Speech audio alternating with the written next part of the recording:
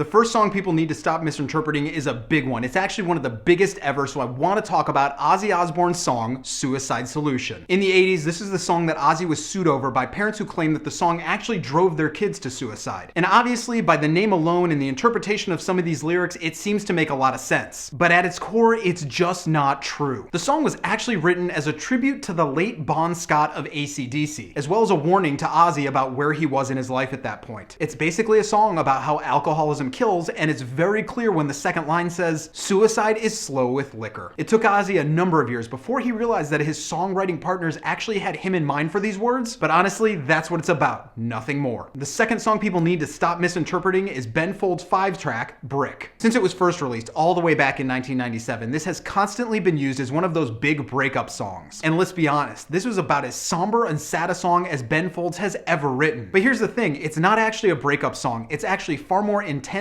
and depressing than almost anything else you'll ever find in music. If you listen to the live album that they released, Ben actually tells the story that this song was actually written about a true story from when he was in high school and he and his girlfriend actually had to go and get an abortion. He wanted to just capture that moment and those feelings from a non-political standpoint, so it's not really so much a breakup tune as something far more personal and far sadder. Finally, let's go ahead and clear up John Cougar Mellencamp's Pink Houses. This one has been a huge part of American culture since it was released in the early 80s, and it's been hilariously used by political campaigns a number of times since. The song seems to speak about that classic Americana image. Farm workers, freedom, the whole 9 yards. And people still take this as an overly patriotic song, and that's where they're wrong. This is basically along the same idea as Bruce Springsteen's Born in the USA, where Mellancamp is trying to say that that classic American dream isn't really all it's cracked up to be. It's still a great song that you have to sing along to, but it was written from a slightly critical point of view. When it comes to music, most lyrics can be interpreted in a number of different ways. But when people start to claim that the writer's original intent was completely different than what it actually is, sometimes the truth needs to be dispelled. So there's the truth behind a few more songs. Be sure to be here every day for all the music news, reviews, and knowledge you'll ever need, and I'll see you guys again tomorrow.